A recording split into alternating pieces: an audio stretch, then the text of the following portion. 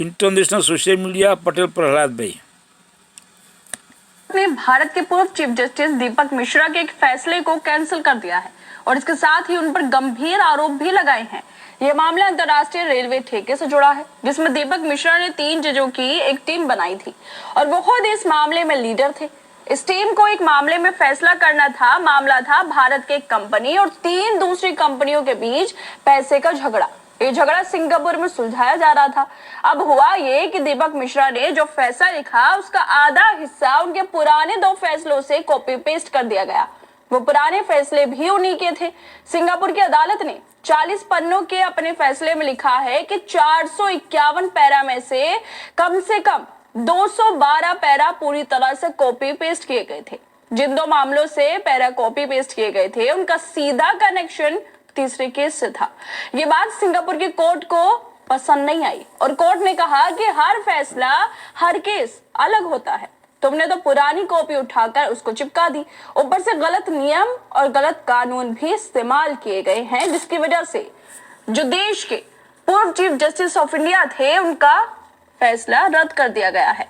दरअसल ये पूरा मामला एक स्पेशल पर्पस व्हीकल से जुड़ा था। किसी व्यवसायिक उद्देश्य या गतिविधि के लिए एसपीवी बनाया जाता है ताकि वित्तीय जोखिमों को अलग किया जा सके और पैसे जुटाने में मदद मिले। जिस एसपीवी को लेकर विवाद हुआ उसे मालगाड़ियों के लिए अलग ट्रैक का नेटवर्क संभालने के लिए बनाया गया था। एसपीवी और 3 कंपनियों के एक संघ के बीच विवाद हुआ था।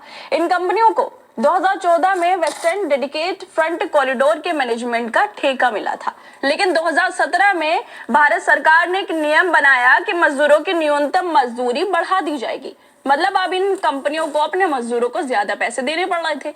सवाल उठा कि क्या अब कॉन्ट्रैक्ट के तहत काम कर रही कंपनियों के कंसोर्टियम को अतिरिक्त पैसे मिलने चाहिए। तो इन तीनों कंपनियों ने कहा कि हमारा खर्चा बढ़ गया है तो हमें डील के हिसाब से ज्यादा पैसा दो। लेकिन वो पहली कंपनी जो रेलवे का काम देख रही थी उसने कहा कि हमारी डील में ऐसा कुछ नहीं लिखा कि मजदूरी बढ़ने पर हम ज्यादा पैसे देंगे। बस यहीं से झगड़ा शुरू हो गया।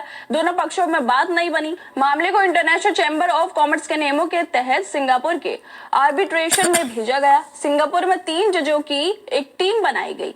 इसमें लीडर थे भारत के पुराने चीफ जस्टिस दीपक मिश्रा और के साथ थे 2 बाकी जज। इन तीनों ने मिलकर 2023 में फैसला सुनाया था कि वो 3 कंपनियां सही हैं, उन्हें ज्यादा पैसा मिलना चाहिए। लेकिन पहली कंपनी को यह फैसला पसंद नहीं आया। वो सिंगापुर की कोर्ट में चली गई और कोर्ट में कहा कि दीपक मिश्रा ने जो फैसला दिया वो गलत है। जब कोर्ट ने जांच की तो पता चला कि दीपक मिश्रा ने फैसले का आधा हिस्सा अपना पुराने 2 फैसलों से कॉपी कर लिया है। वो पुराने फैसले बिल्कुल अलग मामलों के थे, लेकिन उन्होंने वही बातें यहाँ चिपका दी। कोर्ट को ये गलत लगा क्योंकि इस मामले में जो बातें हुई वो पुराने मामलों से अलग थी। तो कोर्ट ने कहा कि ऐसा चलेगा नहीं, हर केस को नए सिरे से देखना चाहिए, कॉपी पेस्ट नहीं करनी चाहिए। इसलिए उन्होंने वो फैसला रद्द कर दिया। दीपक मिश्रा भारत के पूर्व सिर्फ जज नहीं है बल्कि वो देश के पूर्व चीफ जस्टिस थे। वो कैसे पहले फैसलों से कॉपी पेस्ट करके नए मामले पर फैसले दे सकते हैं? क्या उन्होंने सिर्फ बिना सोचे समझे ही फैसले को चिपका दिया? क्या बिना पढ़े जाने फैसले दे दिए थे? आखिर क्यों उन्हें कॉपी पेस्ट की जरूरत पड़ी, जिसको लेकर सिंगापुर की अदालत उन पर गंभीर आरोप अब लगा रही है और इन गंभीर आरोपों के साथ ही उनके फैसले को भी रद्द कर दिया गया है। दीपक मिश्रा पर लगे इन आरोपों के बाद पत्रकार राजदीप सरदेसाई की प्रतिक्रिया भी सामने आ गई है। वो ट्वीट करते हुए लिख रहे हैं कि सिंगापुर कोर्ट ने पूर्व मुख्य न्यायाधीश दीपक मिश्रा के आदेश को रद्द कर दिया, इसे कॉपी पेस्ट सामग्री करार दिया। यही मुख्य न्यायाधीश अपने सहयोगी सुप्रीम कोर्ट जजों द्वारा रोस्टर के मास्टर के रूप में अपनी स्थिति के दुरुपयोग के आरोपों में घिरे थे। विपक्षी दलों ने 2018 में उनके खिलाफ महाभियोग लाना चाहा था, जिसे सरकार ने मना कर दिया था।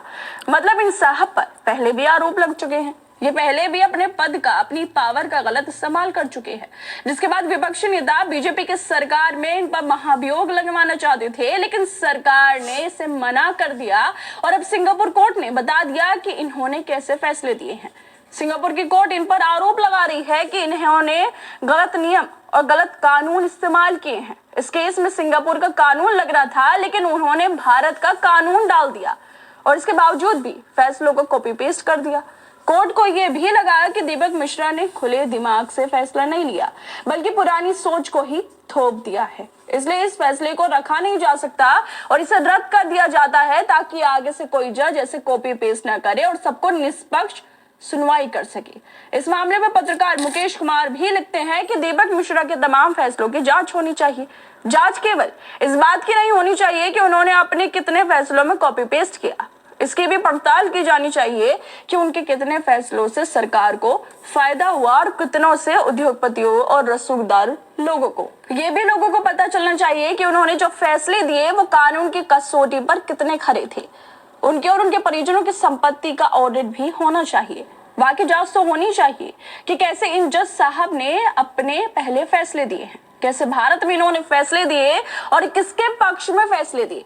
गलती सबसे हो सकती है, ये कोई इल्जाम नहीं है, लेकिन जांच तो होनी चाहिए कि निष्पक्षता इनके फैसलों में कितनी थी ताकि लोगों को सच्चाई पता चल सके। खैर दोस्तों, आप लोगों को क्या लगता है, जिस तरह से सिंगापुर की तरफ से, सिंगापुर की कोर्ट की तरफ से अब भारत के पूर्व सीजीआई जो थे उन पर इतने गंभीर आरोप लग रहे हैं, उसको लेकर आप लोगों को क्या लगता है? हम अपनी राय जरूर दें और बाकी तमाम खबरों को